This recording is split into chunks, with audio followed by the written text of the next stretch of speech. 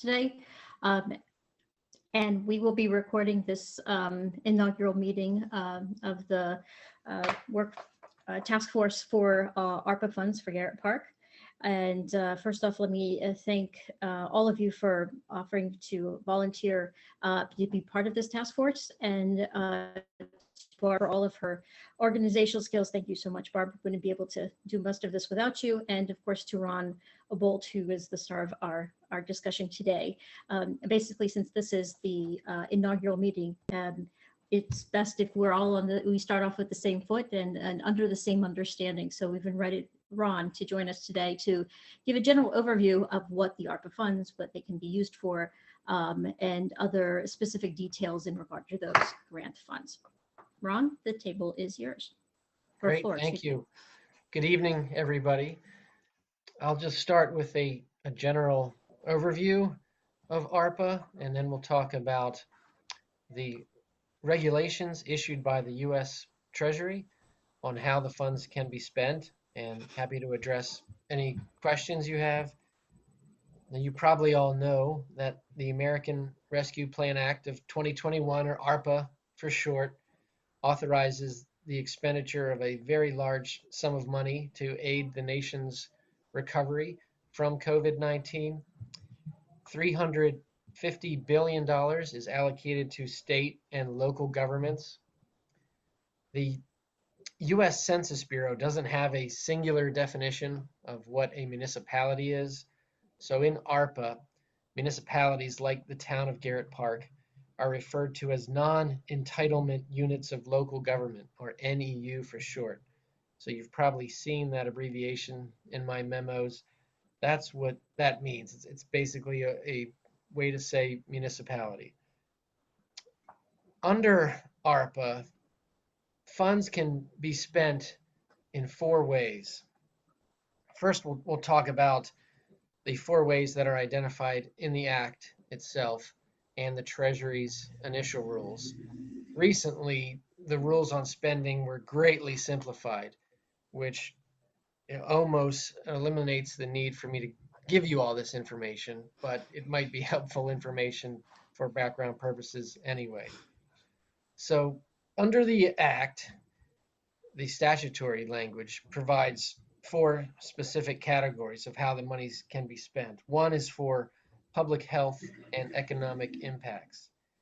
Examples there are COVID vaccination programs, testing centers, medical care for those in need, installing ventilation systems in key settings like schools, nursing homes, hospitals, and the like, giving aid to small businesses and nonprofits that suffered hardship because of COVID and may be unable to pay rent, pay salaries in order to retain employees and the like. A second category is premium pay, which is similar to hazard pay. It allows premium bonuses to be paid to essential workers who performed services in person during COVID, put themselves at risk by being on the scene. Next category is revenue loss. The Act recognized that local governments, NEUs, may have lost revenue as a result of COVID, lost tax dollars because of the financial hardships on its tax-paying citizens, and that as a result, government services may have been reduced. So this category allows monies to be spent to operate programs that you might otherwise have had to cancel. However, as I'm going to talk about later, that category has been greatly expanded. Then finally, investments in infrastructure, in water, sewer, and broadband.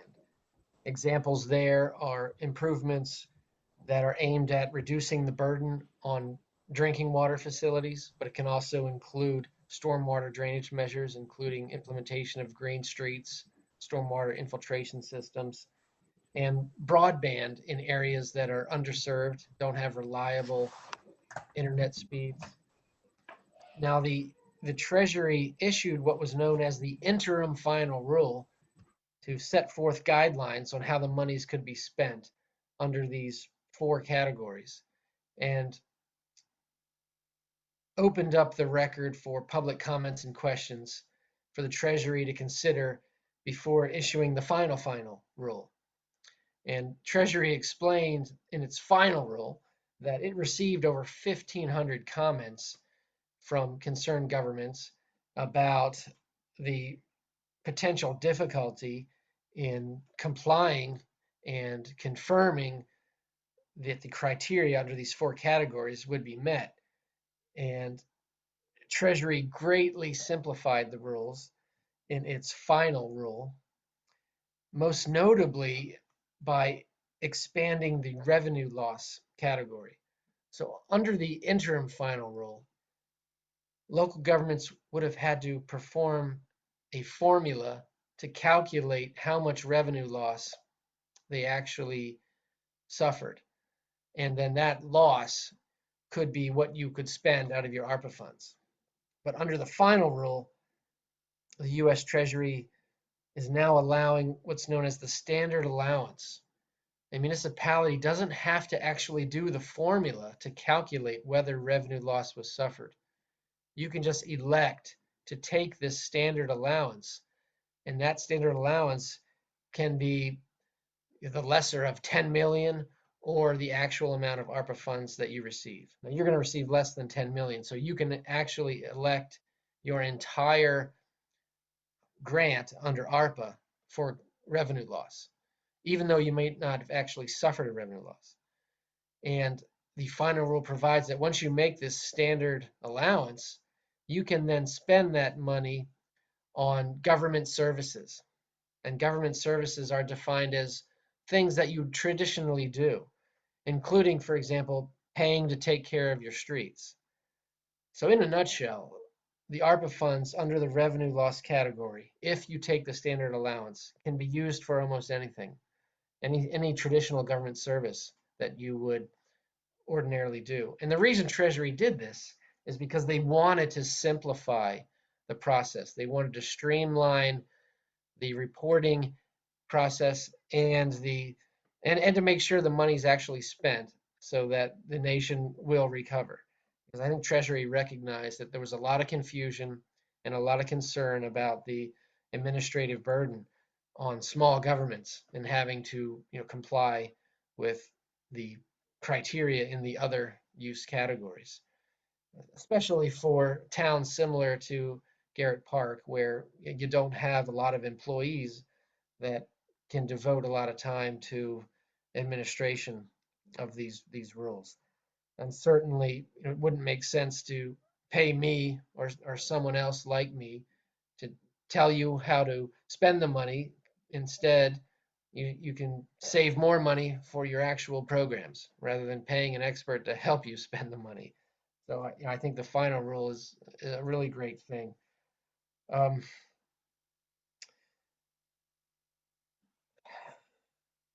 when you submit your first report to Treasury, which is due on April 30th, you have to decide whether or not you're going to take the standard allowance.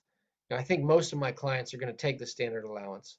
Just because you do so doesn't necessarily mean you have to have in mind right now how you're going to spend the money. You could still later decide you want to go through one of the other eligible use categories. However, you really don't have to, because if you take the standard allowance, you could still spend money on stormwater infrastructure, but you wouldn't have to go through the programmatic reporting under stormwater. You would just report it as the standard allowance. Yes, and I saw a hand raised. Please go ahead. I was just going to add to your comments that Garrett Park's already decided to take the standard allowance. Oh, okay. Okay, great. Um, yeah, so that I was just going to mention that when you do that report on April 30 and you log in the computer to fill out your report, I understand there's two channels you can go down, and the standard allowance channel is really just checking a few boxes. But if you go down the other path, there's a lot more programmatic data that has to be implemented and continued reporting based on the types of eligible use criteria you need to demonstrate. So it does potentially set up a lot more administrative burden if you do elect to go down one of the other eligible use path categories. So that's my overview in a nutshell. Happy to answer any questions you have. Garrett Park initially had a question: could we use money, for example, to do capital improvements on Town Hall? And the answer is absolutely yes, under the standard allowance revenue loss category, because that's a traditional government service that you would undertake. Might also be worth mentioning that the act does allow you to pool funds with other governments. So for example, if there was a stormwater drainage project you wanted to undertake with a neighboring jurisdiction, that's an option.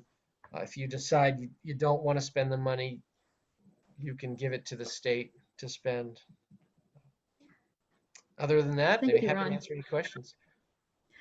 Thank you, Ron. Before we start with the questions, I want to first apologize for not starting this a little bit more smoothly. And we're going to do a little bit backwards. We'll continue with Ron's points and answer question and answer period. And then hopefully we'll have enough time at the end to introduce each other and present what it is that you find interesting and why you've volunteered for this position. Tutoring.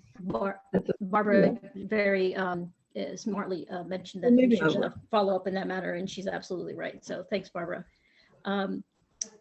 Ron, just a point of clarification before I just open up the floor. The standard allowance amount, you said that if Garrett Park chooses to use the standard allowance, which it has, and apply the maximum that we're allowed to, you're saying that anything that we do under the standard allowance, I guess, classification of how we choose to spend the funds, do not need to can be reported on under standard allowance and not necessarily under the parts of specific to the activity itself, such as stormwater, those four subtopics that we have that you defined earlier. Yes, yeah, that's correct. That's my understanding. So long as it is a government service as defined by Treasury, which is broadly defined, it's something that you traditionally do. So my thought there is, if it's something that Garrett Park wouldn't have foreseeably undertaken in the past, like creating a rocket program, a rocket ship program, then that wouldn't be traditional most likely. But yeah, that's going to be pretty rare that you're going to be faced with that type of analysis.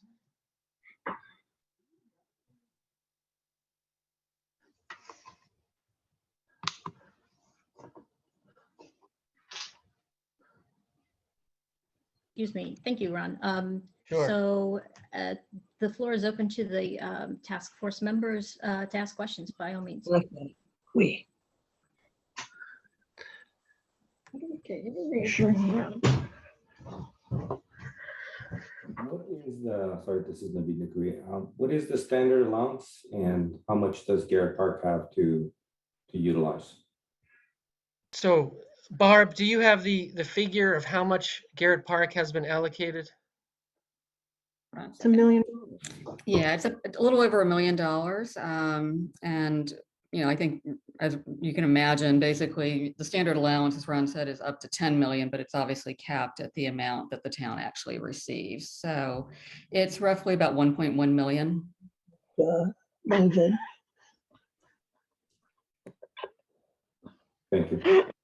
Yes. Duh. So I think I saw a question in the chat. Let's see. The school isn't within the town. Could we provide tutoring for students who are behind? So yeah, great question. In the interim final rule, the answer was no, unless the students were within a qualified census tract in an area that had been disproportionately impacted. But under the final rule, the answer is mostly yes. The final rule does provide that catch-up tutoring is sufficient. If you're trying to address the deficiencies of remote learning and losses that had occurred, and the impacted communities definition has been expanded. One issue that I'd want to look at in more detail is the question notes that the school's not within your jurisdiction. In the interim final rule, there was a suggestion that monies could not be spent outside of the jurisdiction because monies are really allocated for your community, addressing impacts in your community, as noted in the interim final rule, and community wasn't defined. So I had originally opined that there had to be some sort of nexus between the spending and the community that's making the expenditure. So I think the answer is probably yes, even if the school is outside your jurisdiction, because a significant number of your students are there. But that would be something I'd want to take a closer look at. And you also have the option of posing the question to Haggerty Consulting, which wouldn't cost you anything. They've been hired by the state of Maryland to provide answers to these types of questions. And I believe the Treasury Department has periodic office hours as well, where you can log in and ask these type of questions. That's correct, Ron. So if there are some questions, Donna, that the task force would like to submit to Haggerty, I'd be happy to take care of that for you all. Well, I think Ron answered my question anyway, well enough. Can we run through the timeline? So the first report's April 30th, but then beyond that, what are the different milestones that we need to reach? Yes. Let me see.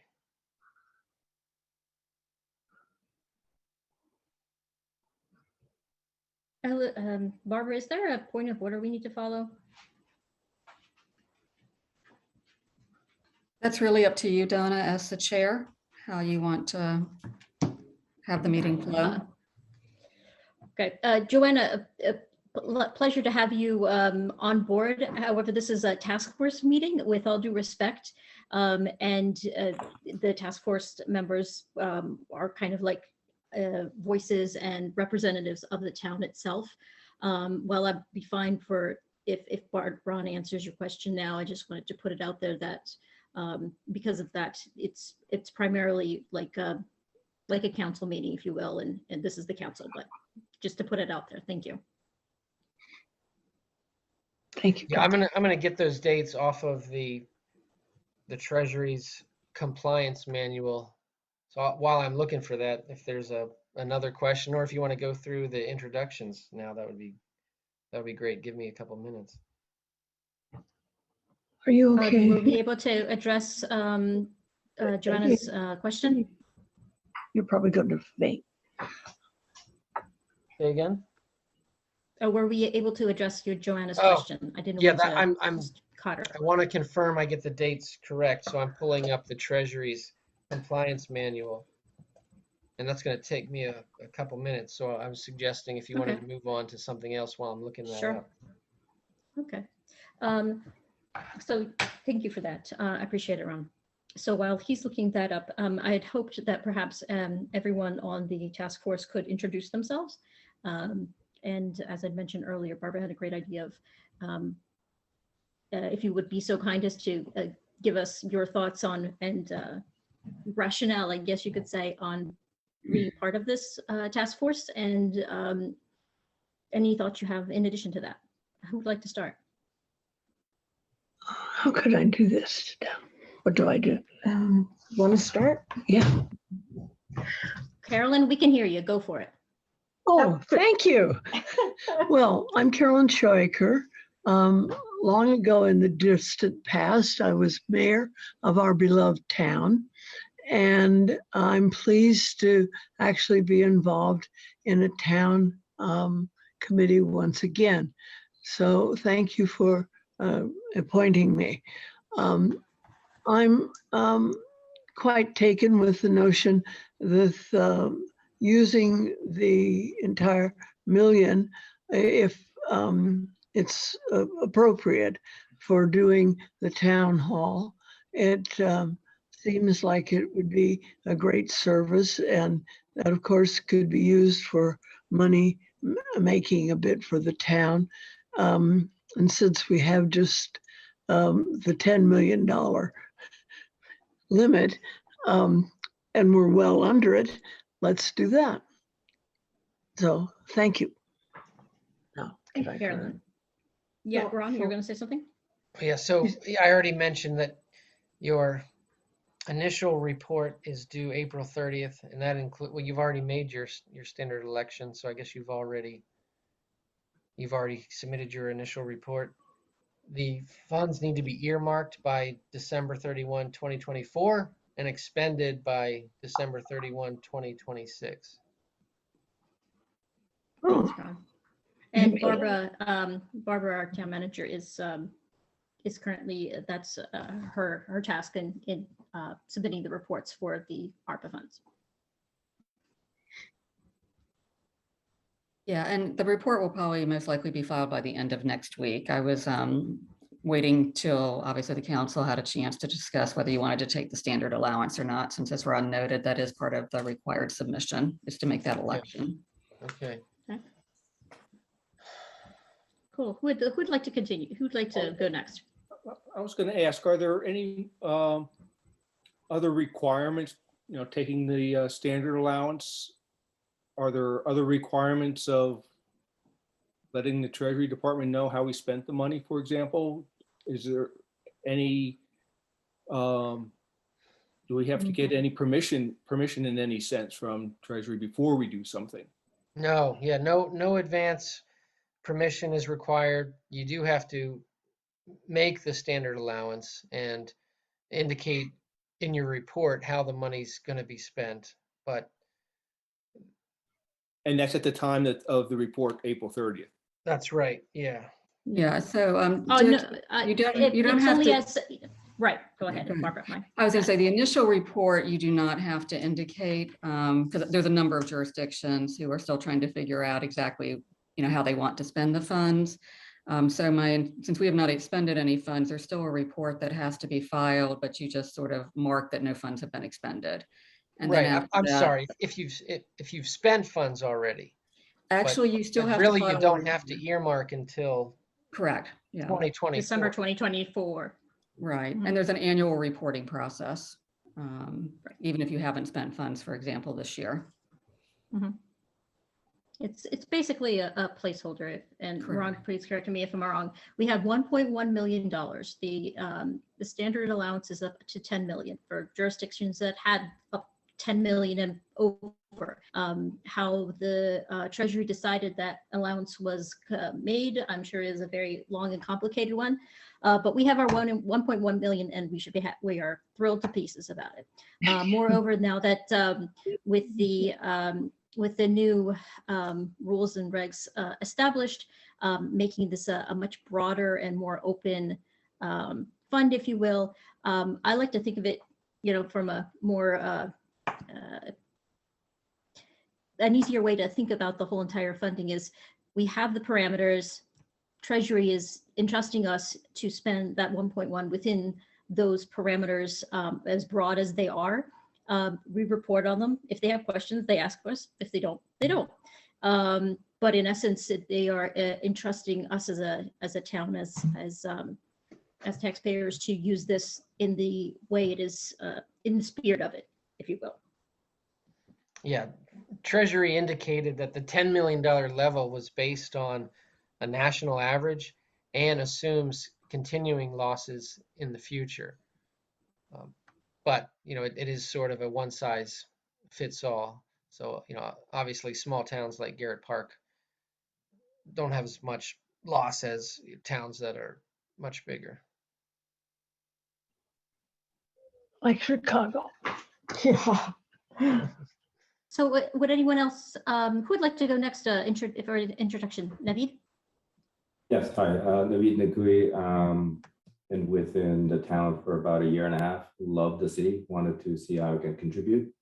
I think utilizing this money to its fullest extent would be great. One of the things that interested me was the stormwater capabilities, because since I've been into the city, I've heard a lot about that, and I do experience them a little bit. So that would be an of interest area. But glad to be working with you all. And we're glad to have you. Thank you, Naveed. Who's next? We have Barbara, Dick, Pat, and Kavita, who I can't see, but I know she's in there somewhere. There she is. I'm Dick Morgan. I've been in town for 30 years or more. Was on the council for a little while, working on roads Reported 50. and Plus. infrastructure. And I was just interested in helping decide how to spend the funds and what the possibilities are. It's been a while since I've been this involved, and I'm looking forward to it. Thanks, Dick. Glad to have you and all your experience. I'm going to pick someone. Pat, you go for it. Only because you were first in my screen anyway. Yeah, happy to. My name is Pat Maloney. My wife and I have lived in Garrett Park since 2009, and happy to be on this panel. I think I agree with Naveed that stormwater and other infrastructure projects would be a good use. It's not always that a municipality comes up with a $1.1 million budgeted for capital investment. So I think, I mean, I'm glad to be on this panel, happy to help in any way we can. I think it would be a good idea. Like, I think the town hall needs work and is a worthy option. I think it would be a good idea to maybe pool together, or at least my suggestion would be pulling together a list of different type of options within the various categories. I think predominantly the infrastructure investment category, and then, to compare against the town hall so that we're at least being thorough about all the different options that we could use the money for before settling on one. Okay, great. Thanks, Pat. Glad to have you. Barbara, Kavita, who would like to go first? Barbara, floor is yours. Oh, Barbara, you're on mute.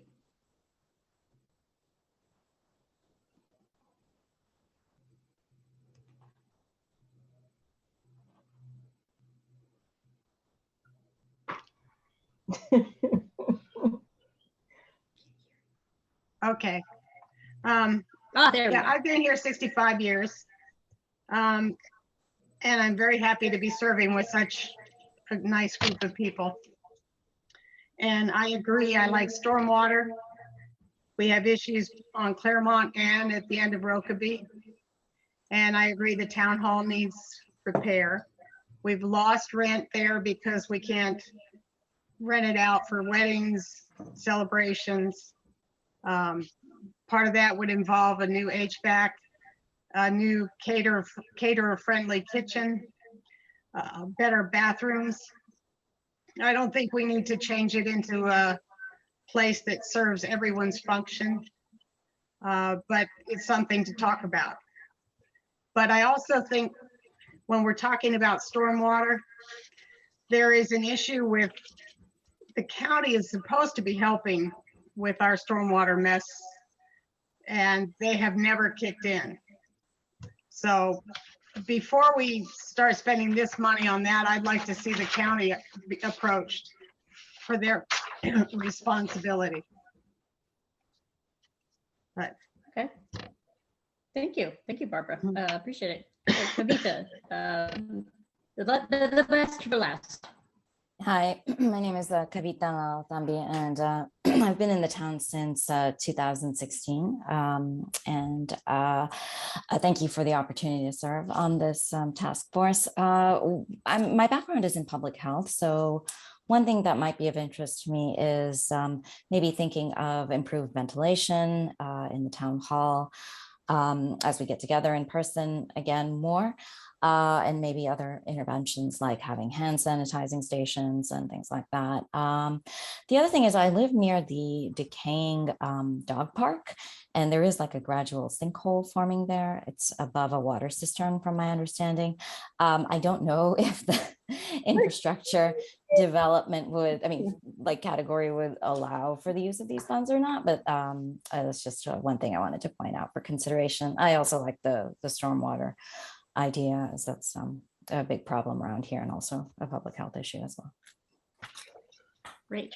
Oh, thank you. Thank you for your the comments. And before I say anything, Ron or Barbara, would you like to comment on or respond to anything on from our task force members? No, everything I heard sounds like eligible use. I don't think you're going to have any problems with any of those ideas. Okay, great. I Thank think you. just one other question. Kavitha's comment got me thinking. Right next door to the cistern / dog park is the pool. A lot of the town residents make use of the pool. It is a very and being a nonprofit, Ron, I would assume that providing support to the pool would be an allowable use of these funds. I mean, it doesn't really matter now that we've elected to use it for town purposes.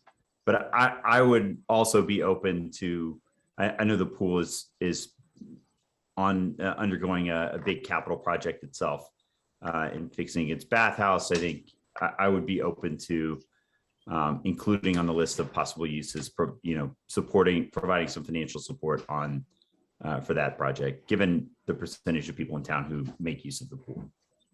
Okay, thank you. Thanks, Pat. Barb, anything? The only thing I was just going to share is during Andrea's tenure, there was a bunch of documents that were gathered up and sent to the county regarding kind of the ownership of the stormwater system in Garrett Park. Actually, I just touched base with the mayor earlier because she had sent a letter and the county was supposed to be getting back to us. I was unaware of any response she received. So we're trying to figure out where that stands right now. So as soon as I have more information on that, I'll share that with the task force. Great, thank you, Barb. So thank you all for speaking. So I'm Donna Dobosh. I live here over here on Claremont on house number 2 when it comes to Garrett Park. I don't know if all of you have heard this, but there are a number of us that just like to house hop around Garrett Park because we like the neighborhood so much, but we just like different houses. In any case, I'm on number 2. I used to live on Rokeby Avenue. We moved to Garrett Park in, I think it was 94. No, 2004, my goodness. 2004 when my youngest was born. In any case, I also love Garrett Park, and I'm honored to be serving as a council member as of last year. So I'm a bit of a freshman in comparison to the rest of the council members, as well as a number of you here on this task force. And my background, mirroring what Kavitha said, is in nonprofit, but also in grants and finance when it comes to government funding and government grants. So I do have enough to be dangerous, enough knowledge about how grants and funds, grant funding works, which is what this would be, reflective of in a way, be reporting, understanding where our funds are going, what they're for, and making sure that we're standing within the parameters. So I was happy to take this task on. I just wanted to put out there what the reason for our task force is, and that is a number of things. First and foremost, yes, coming up with ideas or gathering ideas from our neighbors, ourselves, seeing what is going on, and kind of like, as I said earlier, a voice of everyone else here in town. It's my job to then listen to you all and come up with the best ideas and thoughts on how Garrett Park and should be using the ARPA funds. But in addition to that, I want to make sure that we all understand that our job is also to figure out what process to use.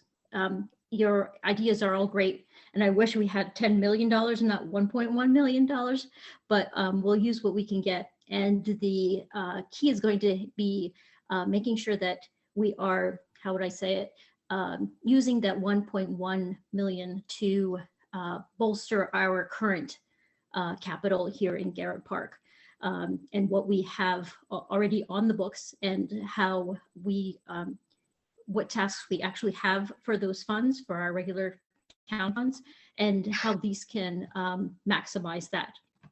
And I'm sorry, Carolyn, I can see you. In any case, I will take it as the humor it looks like, and say that it's great to do the town hall, but this is not all the funds we have. And there are things that we will never fund that we should take into consideration. And that's what I'm looking for from this task force, from all of you. Those thoughts and ideas of what makes sense. What do we have funds for? So we're really going to rely on Barbara to help us with some of those details.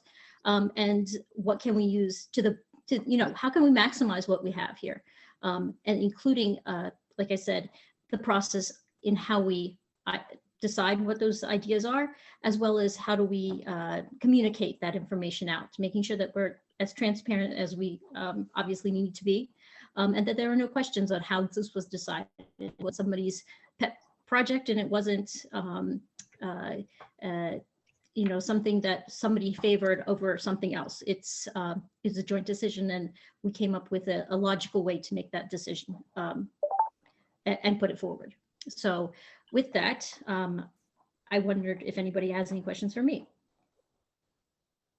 Yes, Naveed. So this committee and yourself make the decisions, or do we make recommendations back to the council? No, basically you are my committee. I get to be special. You are my committee, you're my task force. And based on our discussions here, then I go back to the council and provide those recommendations. Okay, thank you. Does the council have other plans for the capital funds, that if they had more money, or do they have? You go home and eat dinner. No, we do not. We are the group that has this as our job, to decide where we put that $1.1 million. They have not made that decision. There has not been any internal decision on how or what to spend it on. It's not so much in a decision of how to spend the money. There are projects that various people want to do, and only some of it gets funded.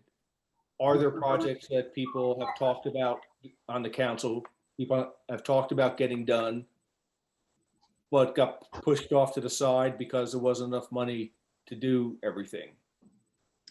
No, I can honestly say there has not been any discussion or any ideas put forth as to something that needed to be put on the side or back burner because we were not, we didn't have the funds to spend it, no. Okay. I have a question. Yes, Barbara. Do we need to be aware of the open meetings law? Well, Ron and I have a difference of opinion, but he's the boss because he's a lawyer and I'm not. So open meetings is specific for anybody. If you were reporting back to the mayor, then yes, it would be open meetings. This is my opinion, not Ron's. But just safe to be sorry, all of our meetings will be available to the public, just to make sure that we're not cutting any corners. I see Ron smiling. So we will yes, allow. they will be open. They will be open. It will be open in the sense that people can come and listen, but not for public comment. No. Open meeting laws, Ron, if I'm not mistaken, that doesn't mean open comment. That just means that it is open to hear and That's correct. Yeah. In the audience, if you will. The act requires notice and an opportunity to attend and observe, but not participate. Participation is up to the body holding the meeting. Thanks. Yes, Carolyn. I thought I'd report that I've been in town for over 53 years. How old is Garrett Park, by the way? Older than that. No. How old is Garrett Park? Seriously. How old is Garrett Park? 124. Almost 25 years. 125. Well, I can honestly say it sounds like this task force has over that many years of experience put together.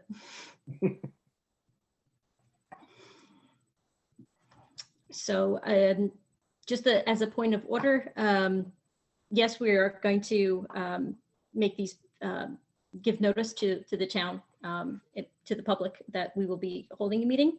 I was going to recommend to start off, this is our inaugural one. It is being recorded. It doesn't necessarily mean all the others will be recorded, but our participation should be there.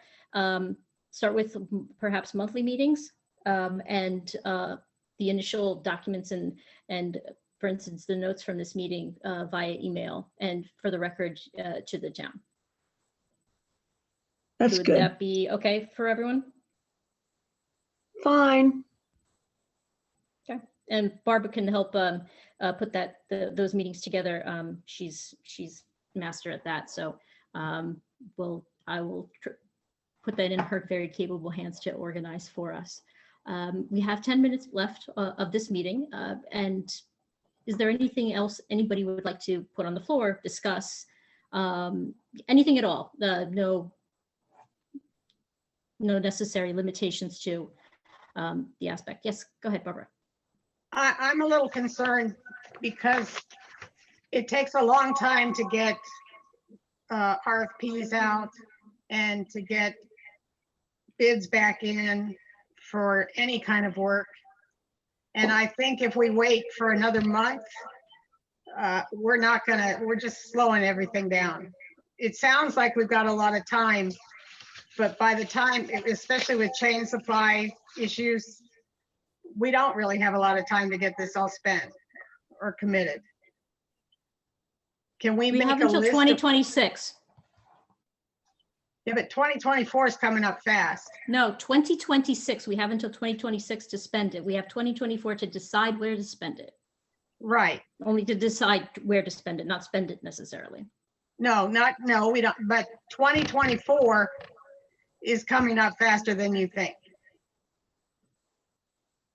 I've been involved with addition on our house this year that took twice as long as expected, cost more than expected. I think we need to move faster than we're going. What does anyone else think on about that? Yes, Carolyn, go ahead. When will you be, or what will you be reporting to the council? When At the or, next or what? council meeting? At the next council meeting that we have met, and that they'll just basically that we've met and this is what we discussed. Oh, thank you. And that probably Barbara also, definitely that Barbara submitted the report, and Ron gave us great advice, and now we know we have even more free reign than I even thought for $1.1 million. Free reins are nice. Yes, I'd say so. Yes, Naveed. I have a question. So the money we draw down from that pot. It's not within our treasury, in fact, that we draw down. Actually, half of it is, Right. and then we get the rest. But Barbara, you have the details. Yeah, the way it works, because we are an NEU, is the money is given to the town by the state. So we got what they refer to as a tranche in FY 2022, and we should get the second half. It's expected sometime shortly after the start of FY 2023. So sometime either this summer or early fall. Okay, so we just use the money as we go along and then report. Correct. Okay. Right, you got it. And then from what I read, studies or having consultants help us scope out different projects, that's allowable money to be used. Yes, yeah, that would be traditional government service. And to the extent it helps, I represent 9 other municipalities. I don't know what all of them are doing, but those that I have heard from, a lot are interested in stormwater drainage projects. So, it might be worth checking in with them and seeing if there's any projects that could be pulled, because there may be some opportunity for bulk savings. As Donna noted, I think you do have a lot of time. As Ms. Jackson noted, there may or may not be a limited number of stormwater drainage contractors out there. So, you might want to try and select who you want sooner rather than later, because if in fact a lot of municipalities are going to be going that route, a lot of folks may be tied up. Good point. You know, the county stormwater drainage system and issues related to thereto that you're experiencing are being experienced by all my clients. So, you know, there might be some opportunity for collaboration there as well. Yeah. And just to add another wrinkle to what Ron is saying, thank you, Ron. I think it's still up in the air in regard to the county versus Garrett Park and taking care of all the stormwater, because there's what's on paper and what's actually being done, and getting them to be the same thing has proven to be more time consuming and difficult than you would think. So, but yeah, there's actually, I'm more, if anything, from a personal standpoint, I think there's more than we can do. There's more than we can do.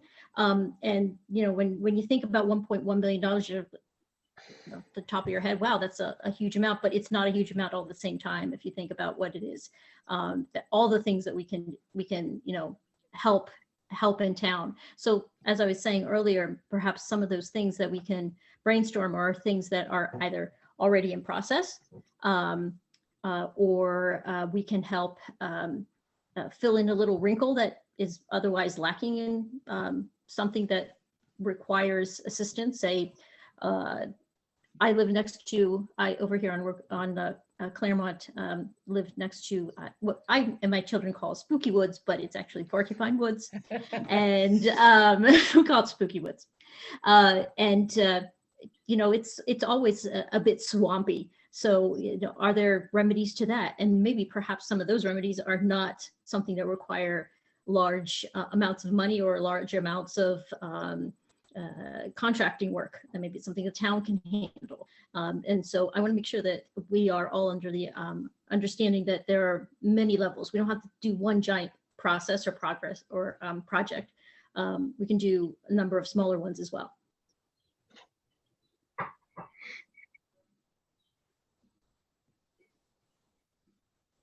Anyone else? We have like 4 minutes. I want to be respectful of everyone's time. And thank you all again for A, volunteering, and B, being part of this discussion. It's interesting you mentioned Porcupine Woods, because I think the property right across from it it looks like a lake when it rains. Yeah, heavily, yeah. And I'm not sure if they fixed that or not, or if, you know, whose role it is to fix that. But yeah. Yeah, they were supposed to, you know, call in a lifeguard, but they haven't yet. But all jokes aside, no, it is. I live across the street pretty much from them too. It's a lovely little river we got going on here. And I just recently was informed that that creek actually, or that what we would call stormwater drain, is actually a creek, right, Barb? Originally. It's actually a creek, which is not helpful to its drying up. Carolyn, yes. There's a lot of history to that, and perhaps I'll share it with you one day. I would love to hear that, actually. That would be great. Thank you. Well, it is 7:58. Yes, Nivi, go for it. Do you want us to kind of compile some ideas for next meeting, or is there any action items for us to do for next meeting? Thanks. Great segue. Appreciate it. I'll give you your $5 later. Yes. So yes, please. If we could all put together your wish list. You know, let's just put it out there. Sometimes it's just good to just dump everything so you know what you're working with, and then try and spread it apart. But in addition to that wish list, if you have some ideas on how to make the process work smoothly, or more smoothly than it could otherwise, I would greatly appreciate and actually ask you to do that as well.